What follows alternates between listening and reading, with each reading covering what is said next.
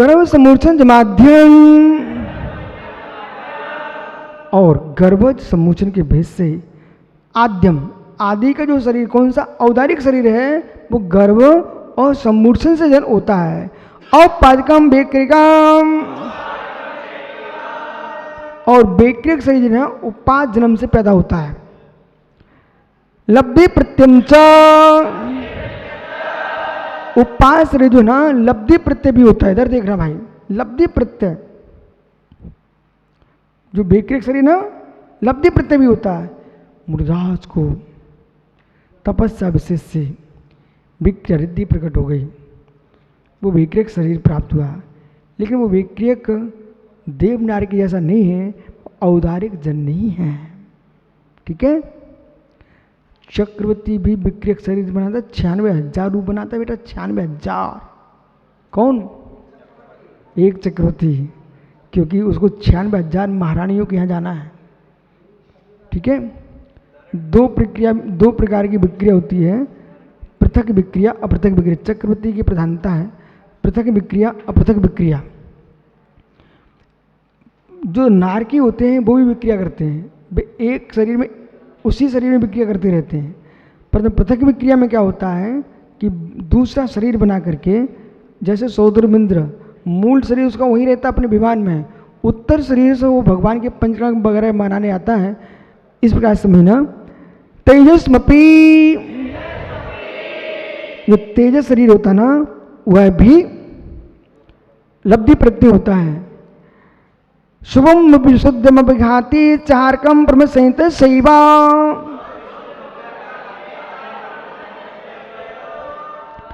और जो आहारक शरीर है, जो तेजस शरीर है, शुभ तेजस अशुभ तेजस के वजह से तेजस शरीर दो प्रकार का है। बाल को इधर देखो बेटा, मुनियों से बहुत दूर रहा करो,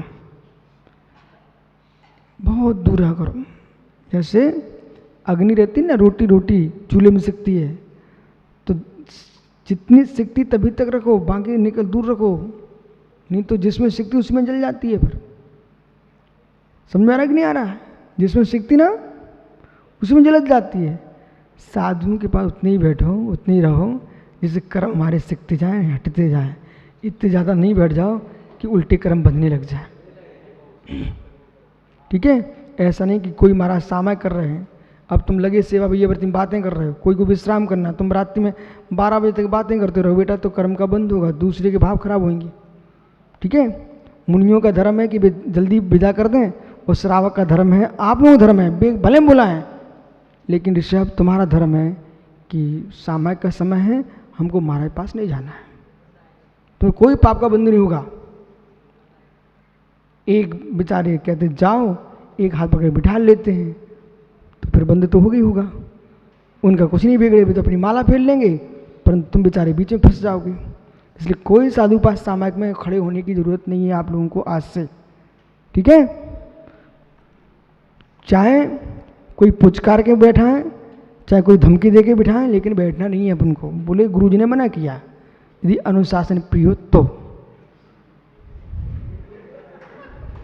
नहीं तो फिर तुम्हारा भी नाम वही आएगा जैसा उनका नाम चलता है। ठीक है, आइए डॉक्टर साहब आपसे भी कह रहा हूँ, तुम्हें नाड़ी भी देखना है तो समय पे देखना, ऐसा नहीं कि अब सामयिक में हम नाड़ी देखने आएंगे। फिर ये नहीं चलेगी विष्णु साई की सौम्य सागर, कोई सागर नहीं। ओह बेटा देख मैं क्या हो रहा हूँ, मुनिराज को गुस्सा नहीं आना चाहिए, इनकी गुस्सा बहुत खतरनाक होती है। पर ध्यान रखना, घबराना नहीं। ये पंचम काल के कुछ ऐसे मुनि भी हो गए हैं जो हर समय धमकी देते, भस्म हो जाएगा, भस्म हो जाएगा। बोले महाराज एक ही दिन कर दो, कर तो दो, तुम कैसे होते हैं हम भस्म। तो ये धमकियां नहीं मानना बेटा मुनियों की। पंचम काल में कोई ऐसी सिद्धियां रिद्धियां नहीं उनके पास, किसी मुनि के पास नहीं कि किसी को भस्म कर पाए भी। न वरदान लगते ना उनकी श्रापें लगती हैं। ये ठगने वाले लोग हैं, ये ठग विद्या है मात्र। लोगों को कोई रोके पटाता, कोई डांट के पटाता, कोई मार के पटाता, ये सब ठगों की विद्या है। शुभम विशुद्ध है, सामयिक करिए आप। शुभम विशुद्ध में बेघाती, जो आहारक शरीर है शुभ होता है, विशुद्ध होता है और बेघात रहित होता है। प्रमित संहित शैवम, और छठवें गुलस्तान में अब ध्यान दीजिए, वो कंधों से निकलता था, ये आरक शरीर मस्तिष्क से निकलेगा, शुभ होगा, प्रशस्त होगा, शुभ्र श्वेत वर्ण का होगा। जब मुर्जात को कोई शंका होगी तत्व में, तो शंका के समाधान के लिए वो विदेह क्षेत्र भी जा सकता है। शिव मंदिर स्वामी से शंका का समाधान करके आएगा। कोई तीर्थंकर की दीक्षा दी हो रही है और मुर्जाज भरत क्षेत्र में है, विदेह में दीक्षा हो रही है, उनको दीक्षा कल्याण देखने के परिणाम हो जाए तब भी वो पुतला निकल सकता है। और तीर्थ वंदना के परिणाम हो जाए, ऐसा जिन घर बंड नटनम, ऐसा घूमट सा जीव कांड में लिखा हुआ है, भगवान जिनेन्द्र के अकृत्रिम चिन्हालयों की वंदना के लिए भी ये पुतला यानी आरक शरीर निकलता है। इसलिए एक आगम नहीं, अनेक आगम है, सबको अध्ययन करना चाहिए, तब आपको प्रमाणित ज्ञान होगा। ठीक है ना? इसलिए अब संयम की रक्षा के लिए भी निकलता है। जैसे यहाँ हमको विहार करना है, हमारे मन में भाव आ गया, अरे वहाँ कोई रास्ते में कोई जीव तो नहीं होंगे, घास तो नहीं होगी, बहुत तीव्र दया आ गई, तब ये निकलेगा। वो निकल करके मार्ग को दिखाएगा, आकर के मुर्जाए के शरीर में समा जाएगा, उनका समाधान हो जाएगा। चलो चलना है कि नहीं चलना है? ठीक है, लेकिन पंचम काल में अच्छा साक्षात्कार नहीं होता। नारक समूर्छनो नपुंसकानी, नारकी और समूर्छन जीव नियम से नपुंसक ही होते हैं। न देवा, देव नहीं होते, देव नपुंसक नहीं होते। ऐसा मत कहिए कि देव नहीं होते, देव नपुंसक नहीं होते। शेषांश त्रिवेदा, से जो जीव हैं वो त्रिवेदी होते हैं। अब त्रिवेदी का मतलब आयुर्वेद, अथर्ववेद, ऋग्वेद ये नहीं लगाना, स्त्री वेद, पुरुष वेद, नपुंसक वेद ये लगाना है। ठीक है ना? तो तीनों वेद वाले होते हैं। औपाधिक श्रमोत्तम दिया संकीर्ण सोन पुरता शाह।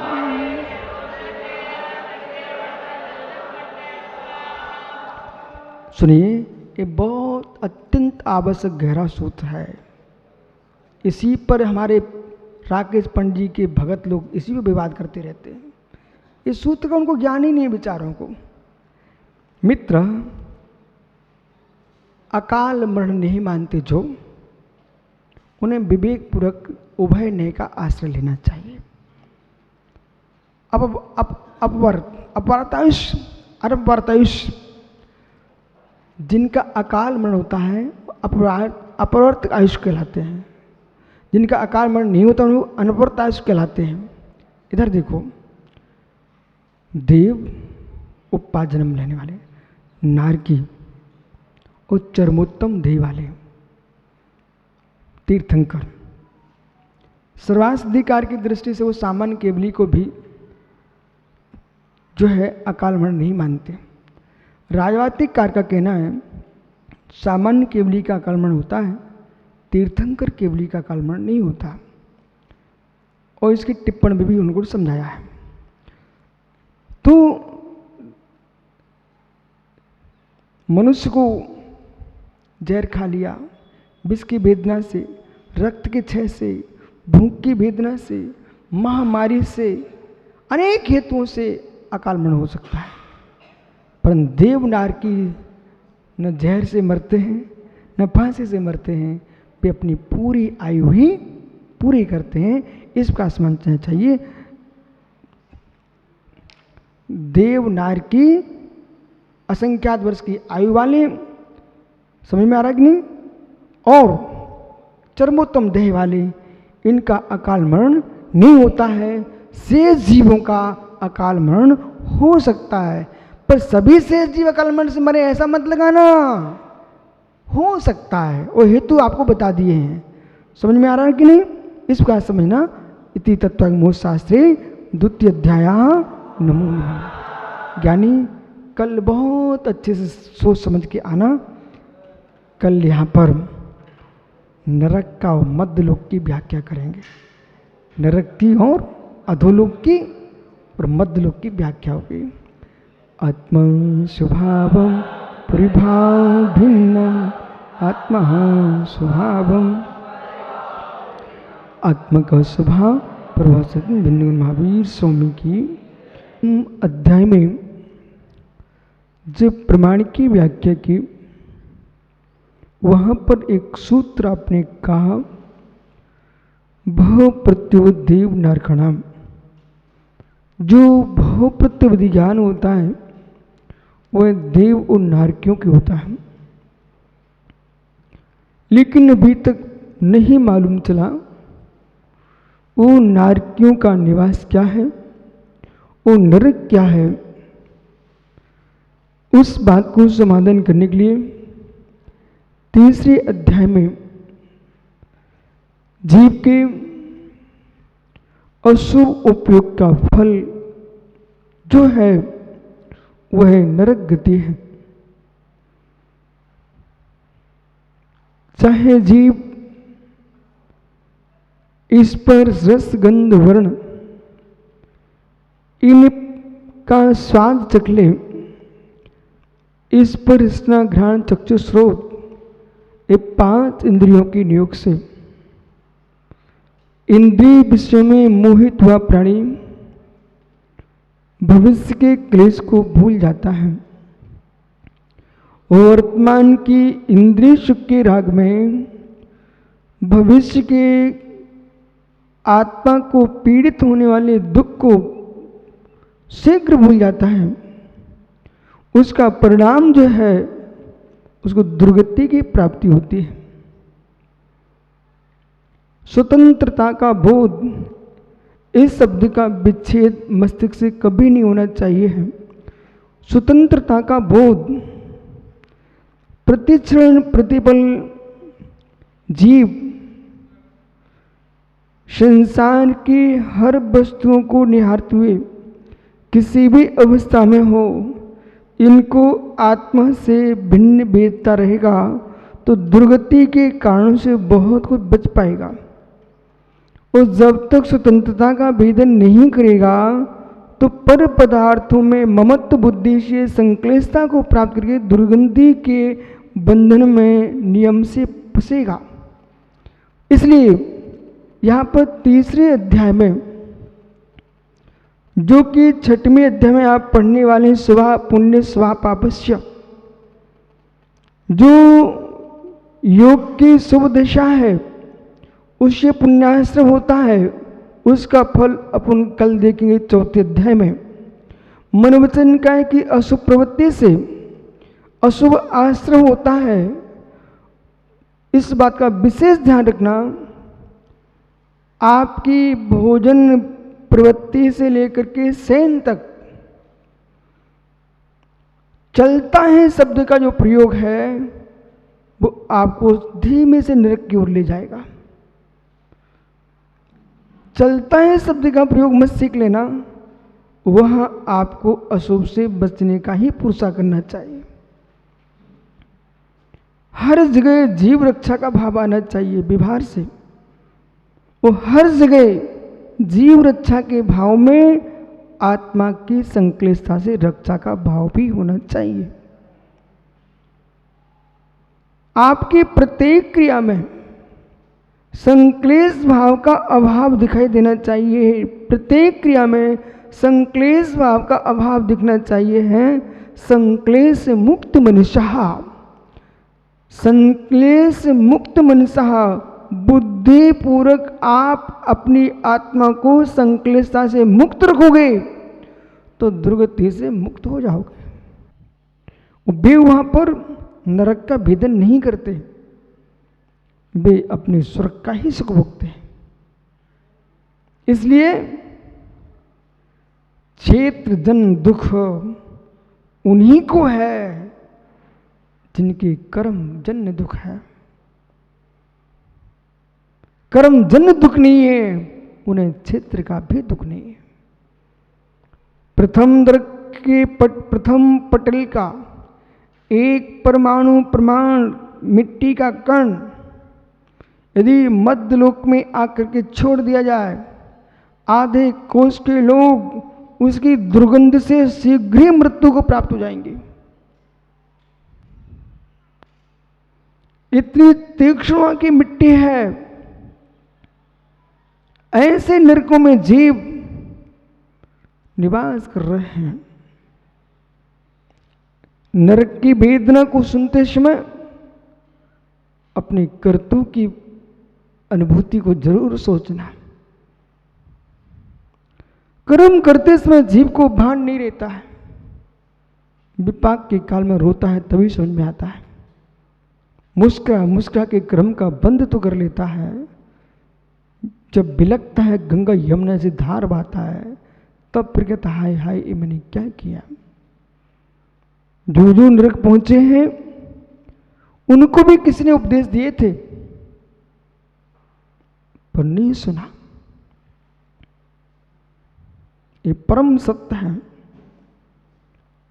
उपदेश सुनने की क्षमता उन्हीं के अंदर है जिनकी भवितव्यता पवित्र है। आसन्न भव जीव हैं, वे ही श्रद्धा से तत्वोपदेश सुन पाएंगे और तत्वोपदेश के अनुसार जीवन में जी पाएंगे। जिनका संसार दीर्घ है उन दुर्बुद्धि जनों को परमेश्वर की वाणी भी कुछ भी नहीं कर पाती, कुछ भी नहीं कर पाती। उर्वरा भूमि में भी जो भाई कंकड़ पत्थर फेंक दिए जाएं तो क्या अंकुरण फूटेगा? उर्वरा भूमि में कंकड़ पत्थर फेंक दिए जाए क्या अंकुर फूटेगा? उर्वरा भूमि में भी कंकड़ पत्थर मेरे मित्र अंकुर नहीं दे पाएंगे। ऐसी जिनकी भवितव्यता पवित्र नहीं है उनको साक्षात तीर्थंकर की देशना भी दर्शन ज्ञान चारित्र की ओर नहीं ले जा पाएगी।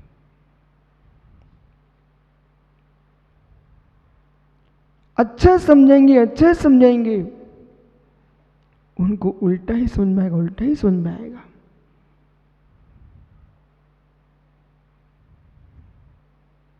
जब परिणाम अशुभ दिखाई देगा फिर जरूर एक दिन सोचेंगे उसमें मेरी बुद्धि ठीक नहीं थी, गुरु ने तो मुझे ठीक समझाया था, मेरी बुद्धि ठीक नहीं चल रही थी। आज समझ में आया है प्रभु का कैवल्य कितना पवित्र है और गुरु की प्रज्ञा कितनी पवित्र है। जब व्यक्ति के अनुकूल नहीं होता तो प्रभु गुरु में भी दोष देखना प्रारंभ कर देता है। वही बुद्धि ठंडी हो जाती है तब स्वयं समझ में आता कि दोष उनमें नहीं था, ये दोष तो मेरा ही है कि मैं उनमें दोष देख रहा था।